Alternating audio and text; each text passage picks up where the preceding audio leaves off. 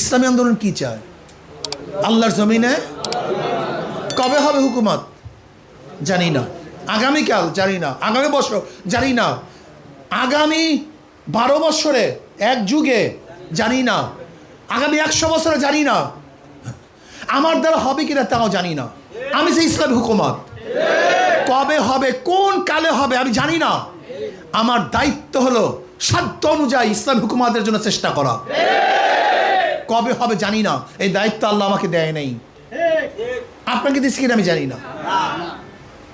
আচ্ছা, আমরা জোহরের নামাজ পড়ছি না? জোহরের নামাজ কবুল হয়েছে কে কে বলতে পারেন?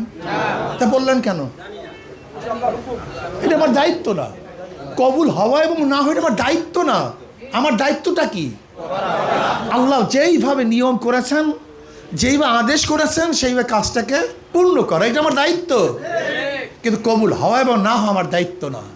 ইসলামী হুকুমাতের জন্য সাধ্য অনুযায়ী সর্বোচ্চ, এমনকি জীবনের বিনিময়ে, মালের বিনিময়ে, ইজ্জাতের বিনিময়ে, আমার ছেলে, আমার মেয়ে, আমার স্ত্রী, আমার সন্তান, আমার সব কিছুর বিনিময় ইসলামী হুকুমাত কায়েম করার জন্য চেষ্টা করা আমার দায়িত্ব। ইসলামী হুকুমাত হবে কি হবে না, এটা আমার দায়িত্ব।